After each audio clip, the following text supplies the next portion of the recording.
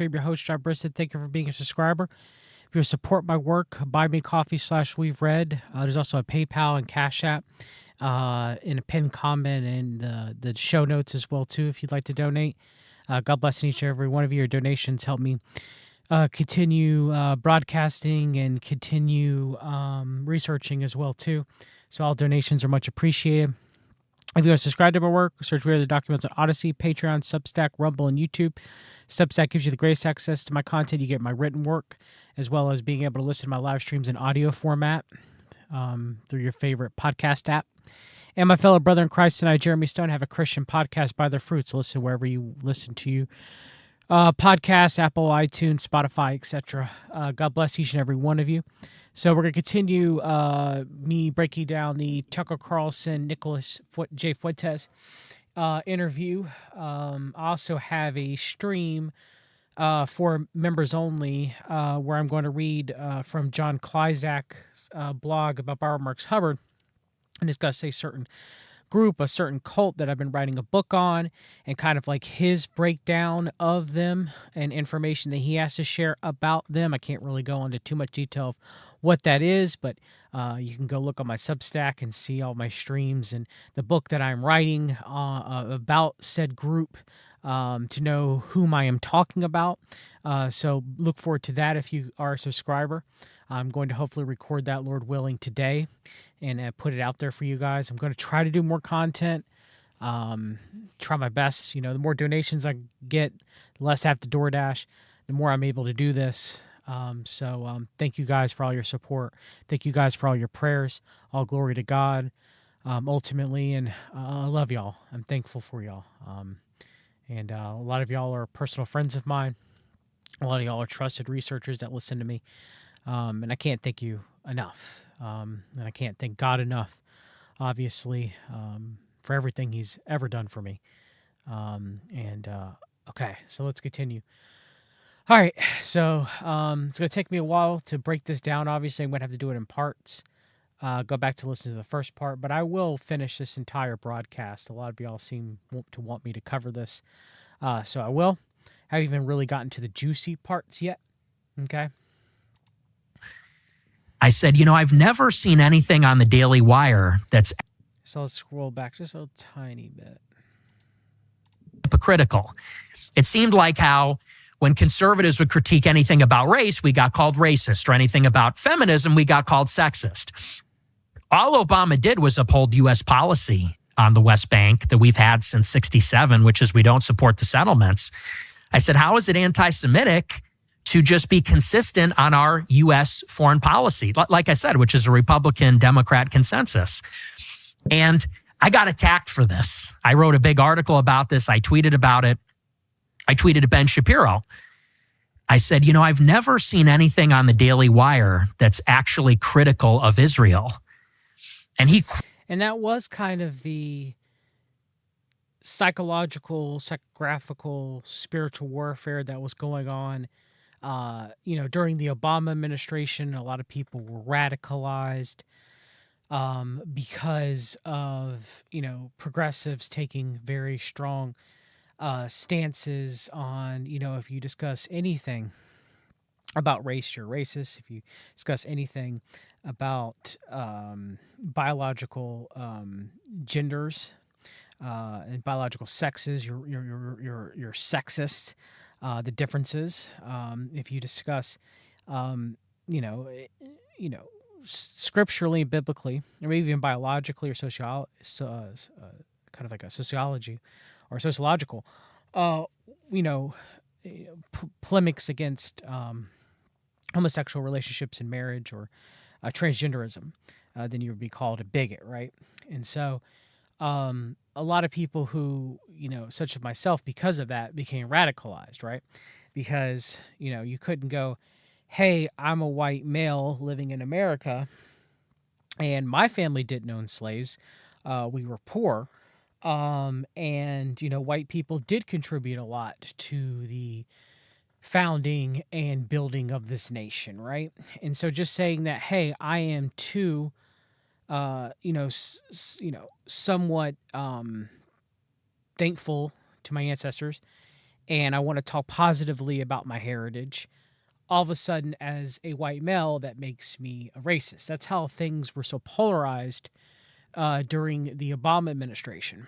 And so through that polarization came the Cambridge Analytica, CMP kind of pushing of that pendulum swing back to radicalize, with Nick Fuentes being the figurehead of that at that time, among others, kind of pushing Americans that felt like, especially white males, that felt like that they were being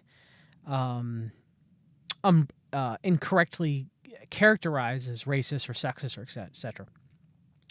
Radicalize them. And the left still to this day, and progressives still to this day, don't realize that their rhetoric did enlarge, because it was hyperpolarized, push many people to radicalization. And there's not a lot of self-reflection even to this day for progressives and leftists. Not all. There are some that will admit that. But it did lead to the pendulum shift, one of the things that led to, people becoming radicalized during 2016 and since then. And the disfranchised youth of America becoming radicalized through 4chan and 8chan and Cambridge Analytica and Council for National Policy, both conservative media and alternative media, kind of welcoming them in, right? Nick Fuentes welcoming the lost generation of boys in, known as gropers, right? And so obviously these radicalized youths are being, welcomed in like lambs to a slaughter to the wolves, and the wolves obviously don't care about them and use them and abuse them and tear them apart. You had, during all this, white man return home to Russia, right? White man come home to Russia, right? That not that Putin is Chabad controlled or anything like that, but white man returned to Russia, right? And, Dugin, the, Asiatic Russian, hating white czarist Russia, hating white people, but yet white man come home to Russia. So you had that campaign as well too, and white people being radicalized to the Order of Nine Angles, among other, the base, among other white nationalist groups, by returning to Russia, by kind of all these CMP-esque platforms.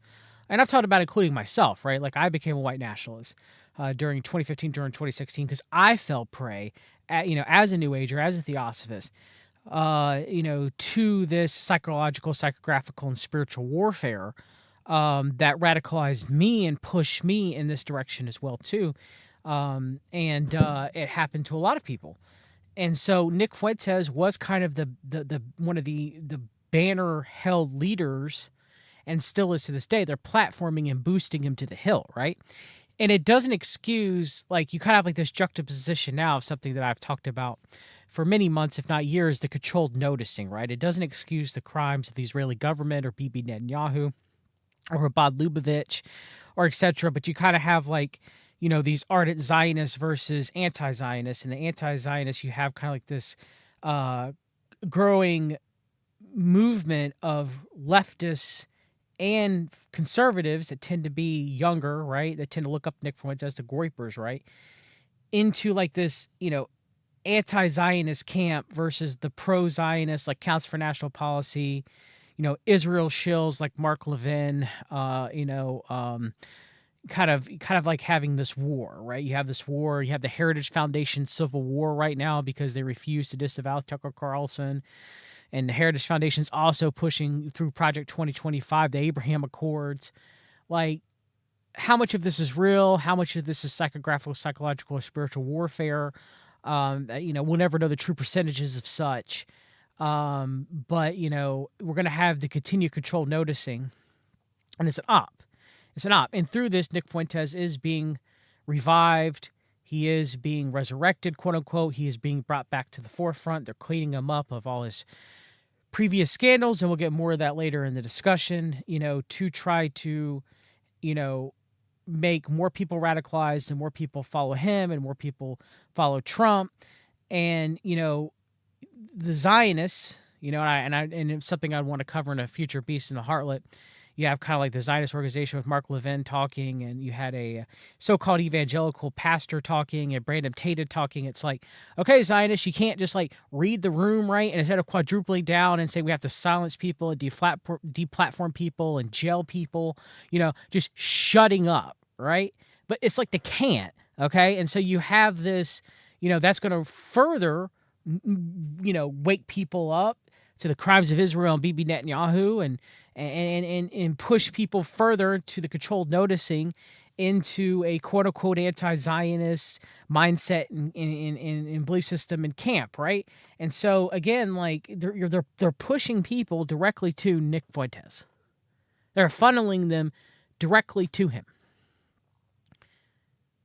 And there is obviously corruption in the Israeli government. There's, you know, obviously IDF soldiers are raping and torturing and killing prisoners. It doesn't, excuse the crimes of Hamas, which are horrific as well too, and the killing of Israelis and Christians by, Islamist jihadists.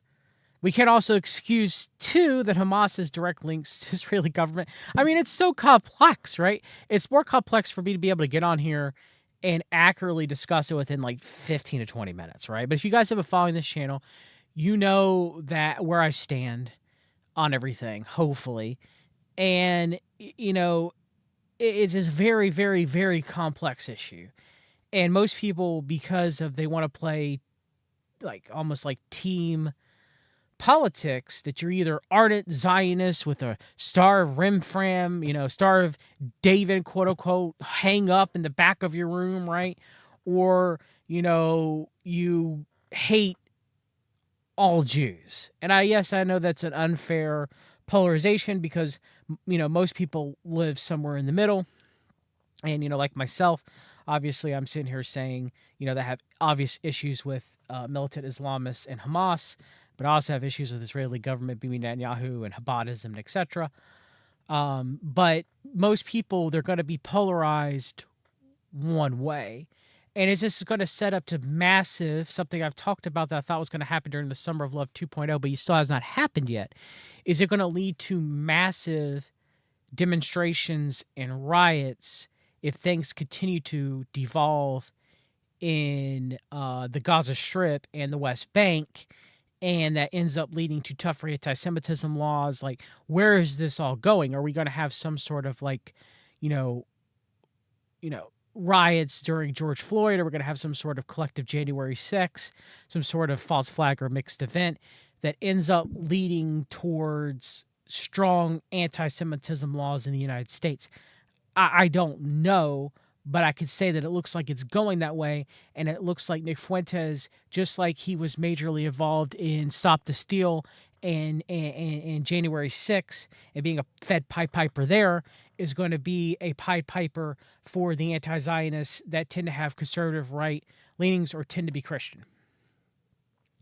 And so him discussing his being platformed by Daily Wire, being pushed by Daily Wire, being pushed by Ben Shapiro through his interactions with such as early as 2016 should be a warning to everything I'm telling you in context not to trust Nick Fuentes.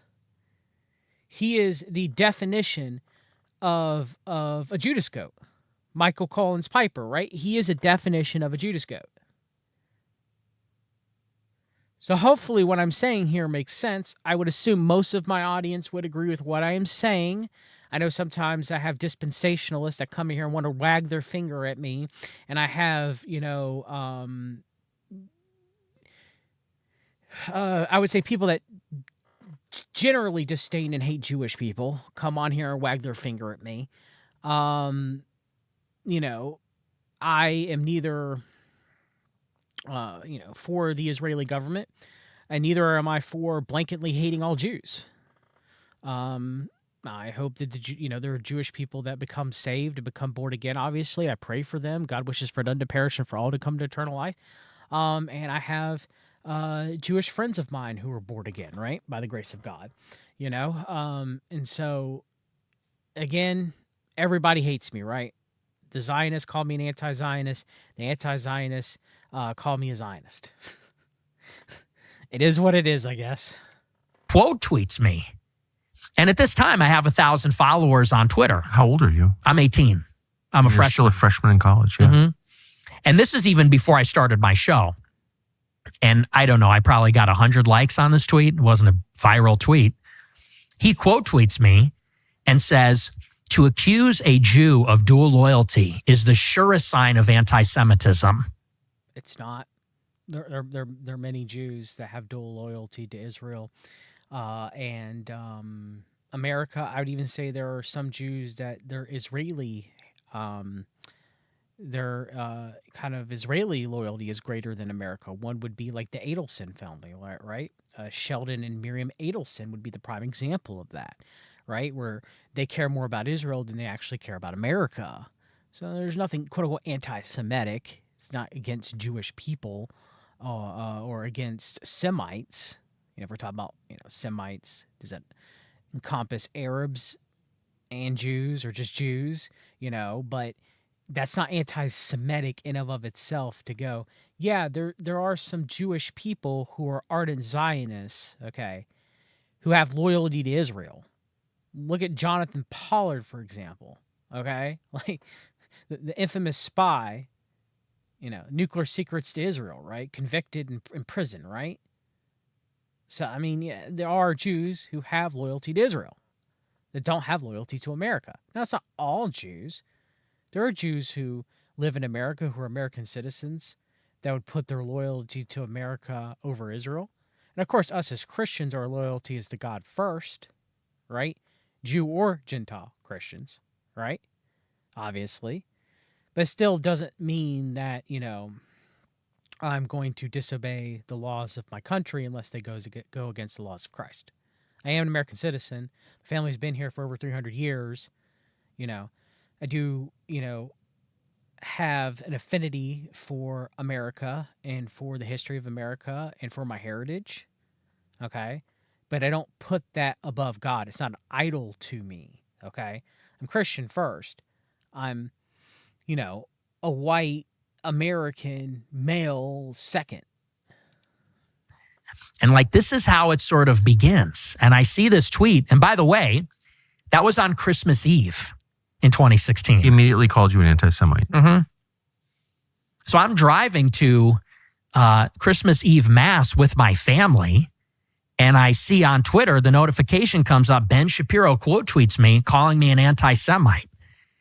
And I was like, what is this? Why is this guy attacking me? Because I don't have a platform at this time. I'm not an influential guy or anything.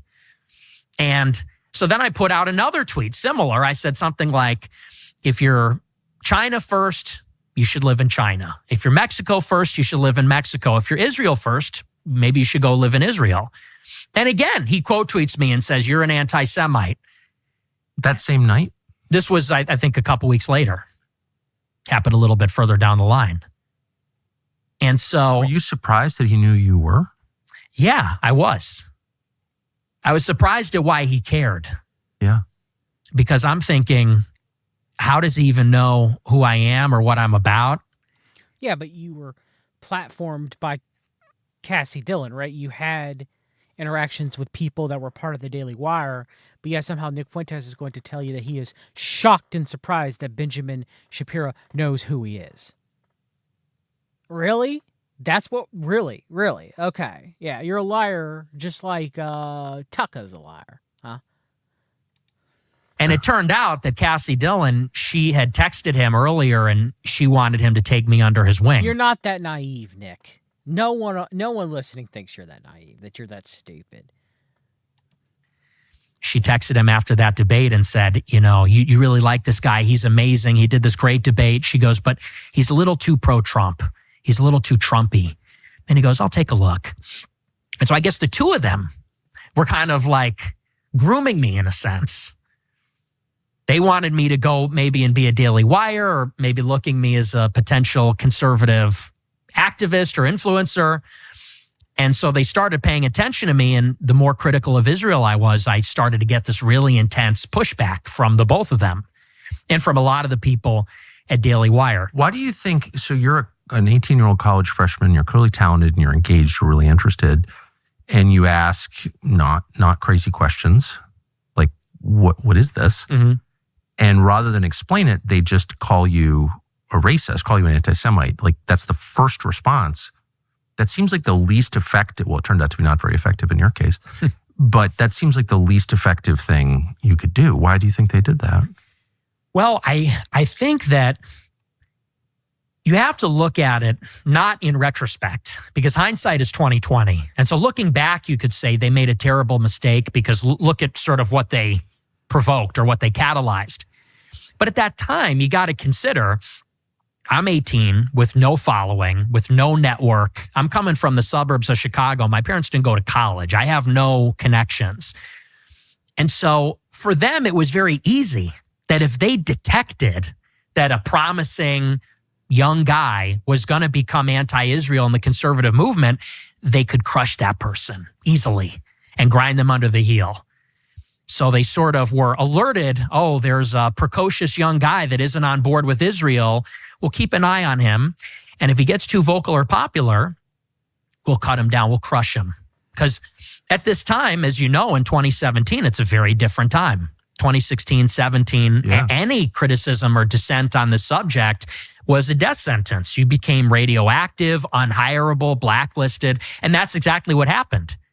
And basically from then on, it was just this escalating series of blacklisting, censorship, hit pieces, rumors to try to ostracize me from the movement. And Okay, so let's talk about that for a minute. There is something called the Barbara Streisand effect, right?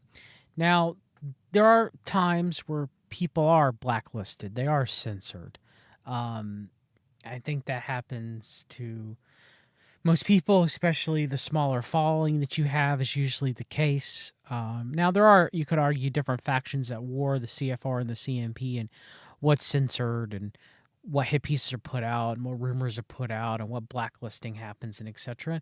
I'm not necessarily going to say that's not true. I'm not necessarily going to say that, you know, you could have an anti-Zionist movement like AIPAC or Canary Mission specifically go against people and not be ordered by the ordered by members of the world order to do so, right?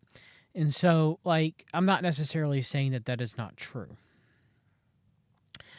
But if you think that Nicholas J. Fuentes, who was, you know, getting donated during this time, supposedly when he was losing access to his banks, getting donated hundreds of $1,000s in Bitcoin, being platformed everywhere, most millennials and Gen Zers and some Gen Xers know who Nick Fuentes is. It isn't like they don't know who he is, right? It's not like they have no idea who Nick Fuentes is. A lot of them do. Most of my friends know who Nick Fuentes is. So, again, was it the Barbara Streisand effect, or was it controlled blacklisting, controlled censorship, controlled rumors about Nick?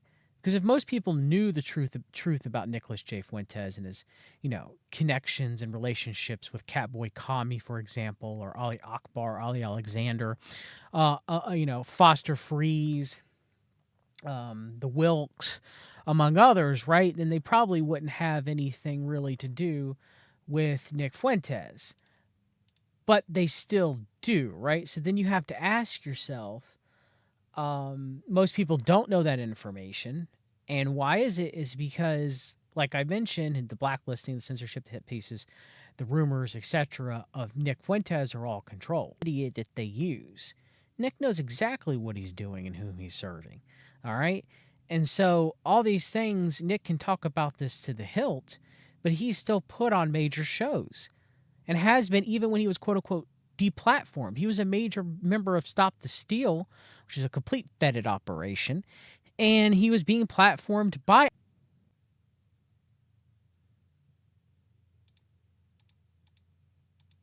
Sorry about that. I had to reset my internet connection. To go back to what I was saying, Nick wants to make you think, okay, even though he's been platformed, he's been covered, he's been amplified both in the conservative media and progressive liberal media, in the mainstream media and the alternative media, on various platforms. Yes, he was taken off of platforms, but every time he's taken off of platforms, he was signal boosted, right? And even moved people into his own, websites and his own platform, right, where the Groypers would come and watch Nick as it collected data of whomever watched him, right? Not to say they don't collect data on whomever watches YouTube, but it's more specialized, like it was Alex Jones for band.video. You get more specialized data, more specialized target data on who's watching you, right? So I don't believe that Nick was truly blacklisted. I don't believe that Nick was truly censored. I don't believe there were true hit pieces that got any notoriety that were back about Nick Fuentes. And I believe that a lot of the quote-unquote rumors that Nick would call them rumors are true. I believe that Nick Fuentes is a homosexual. I believe Nick Fuentes is a Fed.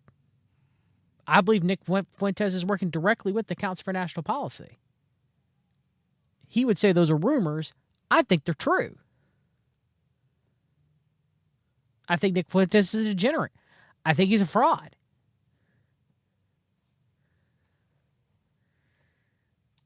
While you're a college student? Yes. As a freshman, yeah. Most coffee companies sell weakness, watered-down drinks from faceless corporations that don't care about you or your family. Right. Black Rifle for 30% off your first order. That's blackriflecoffee.com. Code Tucker, or pick it up at your local convenience or grocery store. You will love it. So looking back with that 2020 hindsight, Ben Shapiro seems like a big part of your political evolution. Yes.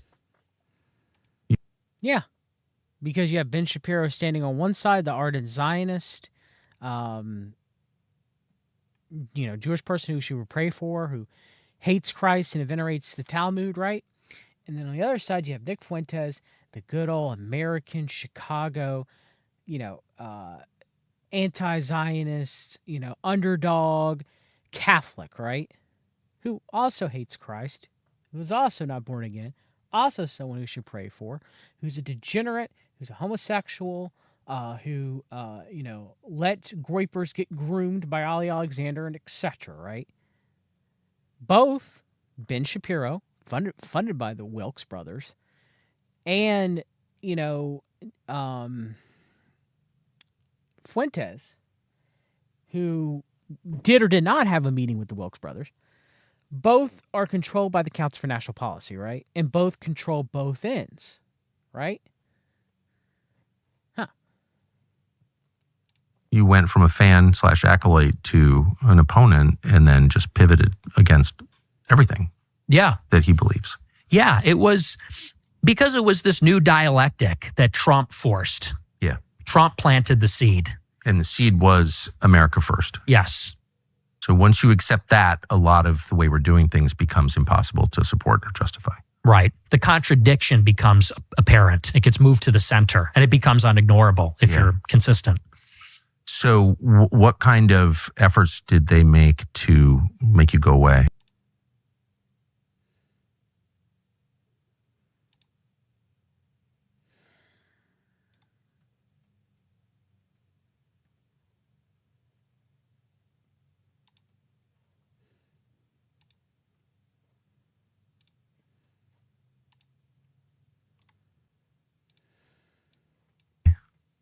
So, all right, I think I'm back streaming. This is a couple. I don't know for how long. I don't want to redo this. This is the second time. I'm probably going to leave this. It's going to be fragmented with times that I stopped at the end. We'll try again one more time. If it freezes up again, I will stop it. I will leave it up. This will be part 22-1. And I'll have to continue another day when yet my internet connection is better again. Okay? Because it just keeps just going bad. And I reset my router. I reset my modem. It does better. I understand that I have Powerline over Ethernet or Ethernet over Powerline. I always get the order. I think it's Powerline over Ethernet. And out to the shed, so maybe sure. I'm sorry for the inconveniences. I'm sorry for the interruptions, you guys. It just went out again, didn't it? Yep. Whew, this is frustrating. Yeah.